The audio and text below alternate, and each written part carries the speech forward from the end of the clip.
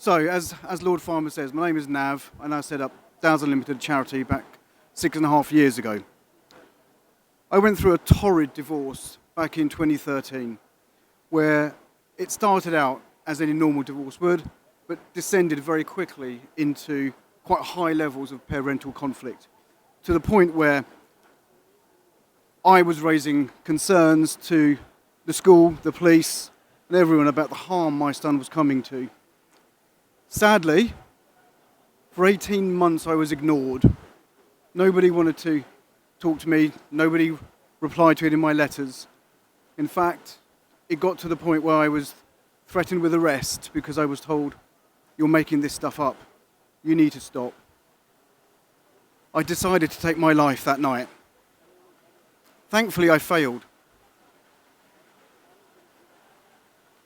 But it went on, and it got worse to the point where I was stopped from seeing my son, and I was still raising awareness of the difficulties that he was going through, even though I was trying so hard to champion his voice. And I tried again and failed to take my own life. Until 3-4 weeks later, I had a knock on the door, and a social worker said, "We've looked into your case again, Nav. You've been right for 18 months. Your son has been harmed, and we're very sorry." I then realised I needed to give up work and become a full-time single dad. And I thought things would get easier, but they didn't. Being a single father is a very, very, very lonely world. There is no contact with my friends, they were all at work. There was no support, there were no dad and kids clubs. There was absolutely nothing for me. I took my son to school, picked him up from school. Nobody invited me around for a coffee afterwards. All I had was me on my own, every day in, day out. So I come to you today with a different lens. I realised then I need to do something about this. I could have easily have got a job or tried to do something that was completely a world away from this. But I realised actually men are in crisis, fathers are in crisis, and we need to do something to help them. The minister said earlier about networks, community support, etc. I can't tell you how rubbish fathers are at creating their own community.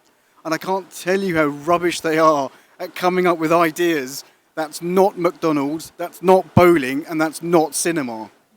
So I wanted to do something completely different and completely change the dynamic of this. And so I set up Dads Unlimited because I also didn't want another father to go through what I went through and think suicide was a tangible option.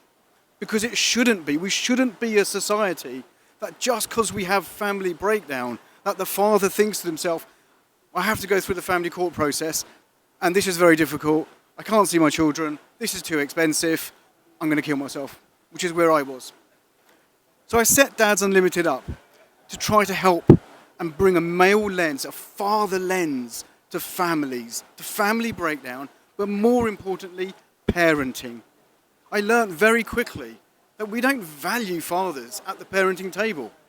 We don't say, "You've got something to give, you've got something to share, you have values, behaviours, ethics, attitudes that your children can benefit from." And I wanted to do something about that. So Dads Unlimited, we work with fathers across the country, helping them create communities, helping them create support. We mentor them, we give them mental health support, we give them a family court support. And we are the only charity in the country that has a fixed fee scheme for legal representation in court, so there's no litigants in persons. Because we work very closely with the National Health Service and the Public Health, and we know 2 or 3 of the biggest suicide risk factors are family breakdown, loss of contact with children, and debt. For those of you who have been through family breakdown with a lawyer, trust me, you need a separate mortgage to get through it. But DU does something about that. And we think that working with these fathers, the Family Hub gives us an opportunity to engage with fathers in a family-inclusive way, in a father-inclusive way. You've got to understand that fathers feel judged. They feel like they're going to be judged on their parenting skills, on what they're doing, on how they're doing it. And so family hubs give us the opportunity, and we've worked very hard with the Kent family hubs in developing fathers inclusive practice to say, make sure you've got some men around as employees as well. Don't just put them in a children's centre. Make sure that you're talking to them in a trauma-informed way, because trust me, I know from experience, when you're talking to professionals, I was afraid. And so with the professionals inside family hubs, we've trained them to say, work with these fathers in a way so they're not afraid of you. Because if they're not afraid, they will open up and they will say, can you help me, please? Any parent going through family breakdown has to remember this, and the system must remember this. They are vulnerable.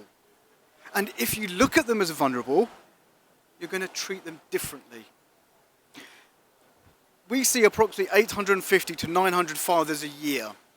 53.7% of the fathers we look after want to kill themselves because of parental conflict. And therefore that raises the risk of fatherless children. Because these men are lonely. But again, family hubs can help break that loneliness and hopelessness. Not only that, there is an opportunity for early intervention. God, if someone had, through my difficulties, intervened at a very, very early stage, my son would not have been harmed. But family hubs can give us that opportunity. It's the change that we have been waiting for. So to get that early intervention, to reduce parental conflict, support transitional arrangements from two-parent families to a one-parent family is almost the nirvana we're looking for. The numbers of single-parent children at the moment is really high. And we've got to do something to support those children. So this is a phenomenal opportunity. But it needs all of us to contribute, raise awareness, and make sure that everyone understands family hubs isn't the silver bullet that's going to work now. It's going to take time. We have to work together and coalesce around every single statutory agency around the family hub to make sure that health, law and order, education, charities, the voluntary, other members of the voluntary sector, all sections are in there doing the best they can for those children and for those parents. I often say in the things I say when I speak around about what we do, family breakdown seen through the eyes of a child is nothing less than a tragedy. It is the difference between what was and what will never be. I've spoken to so many young people that you give them a magic wand, they would want mum and dad back together again, regardless of whether they're happier separately.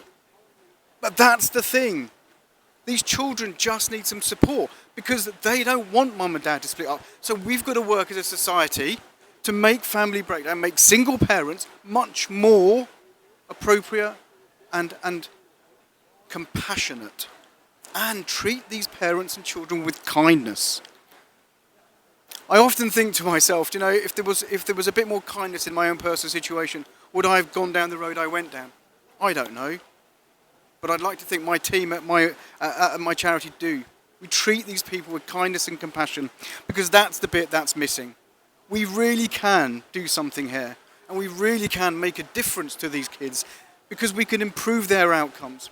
There was an old strategy back in, I think, 2016, the Helping Troubled Families strategy. I'm sure some of you already know that. Parental conflict in there. The importance of fathers and role models, positive male role models is in there. But more importantly, there was something in there about we need to improve outcomes for children of separated parents because their mental health outcomes, social mobility, academic performance is all linked to the way that family breaks down. And I will also add this, and this is a bit of a new thing that my charity is working on. We know about the Andrew Tate phenomenon. And we know about the noise that's coming from that sector. Do you know what? We've done some focus work with some focus groups with young people, around 14, 15, with these boys. Actually, they're beginning to fall down that Andrew Tate road because they feel like they're being forgotten. But hey, do you not think the family hubs could do something about that? To philosophically get in there and understand what is making these boys become disenfranchised? I personally think family hubs gives us opportunity after opportunity after opportunity. And it will be a travesty if we waste this, if we don't do more and invest in these family hubs with time, patience and investment. Thank you very much.